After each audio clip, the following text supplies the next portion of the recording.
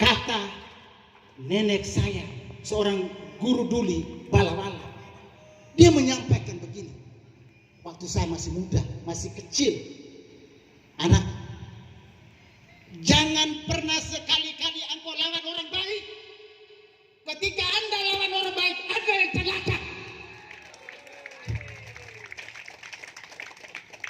Pesan ini saya mau sampaikan bahwa Pak Prabowo figur orang baik yang aset bangsa, yang dimana dia telah mengabdikan dirinya secara total untuk republik ini. Kita tahu ego politik bangsa ini cukup besar, tetapi kita lihat seorang Prabowo yang maju berkali-kali lalu orang dia kalah, tetapi kenapa dia masih tetap maju? Karena yang mau supaya bangsa ini harus sejahtera, dan juga ada mafia-mafia asing yang berkuasa di Indonesia harus dibebaskan.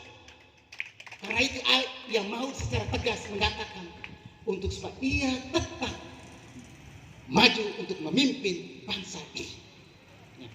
Beberapa tokoh tadi yang saya sebutkan, ada Jokowi, ada SBY, dan juga ada tokoh-tokoh lain dengan partai-partai besar.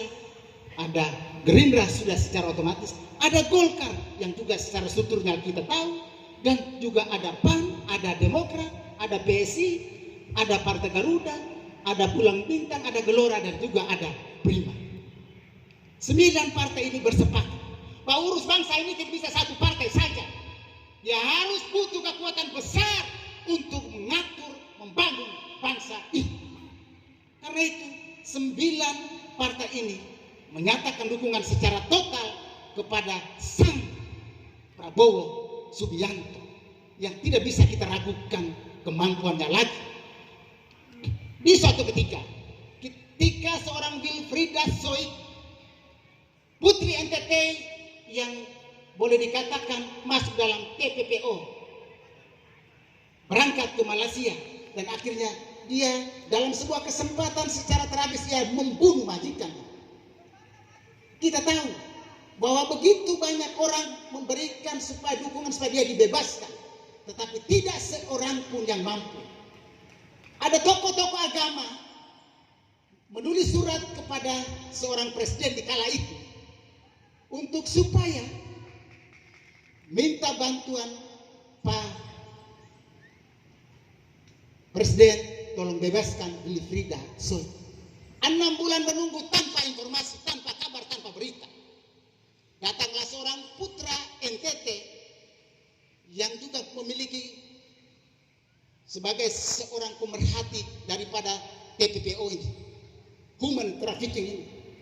Dia menyampaikan kepada Pak Prabowo, bisakah Pak Prabowo membantu Wilfrieda Soik untuk bisa dibebaskan? Karena tinggal 14 hari lagi ia harus dihukum gantung. Apa jawaban? Dia suruh adiknya Pak Hasim untuk siapkan pesawat jet untuk terbang ke Malaysia. Sampai di sana ia bertemu dengan para pengacara hebat dari kerajaan Malaysia. Dan akhirnya dalam waktu yang singkat yang mampu membebaskan Wilfrieda Soik dari hukuman mati.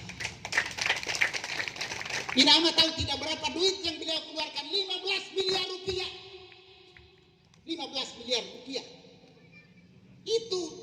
Itu seorang Prabowo yang memiliki kesungguhan hati dan kerendahan hati, mau menolong, mau membantu. Orang kecil saja dia urus. Jadi, Inama kakari semua, begitu banyak informasi miring dari luar yang kiri kanan, tidak usah percaya. Laksanakan tugas kita, tetap pada pilihan kita, dan rangkul itu setiap hari untuk memberikan kemenangan dukungan terhadap ini. Inama, kakari sekalian, saya omong tegas, karena ini kita mesti buka otak. Calon presiden kita, Pak Prabowo dan Pak Gibran, pernahkah mereka membalas ocehan atau marahan orang kepada mereka? No. The one only it is no. Satu pun saya tidak pernah lihat Prabowo menjawab ocehan ataupun hinaan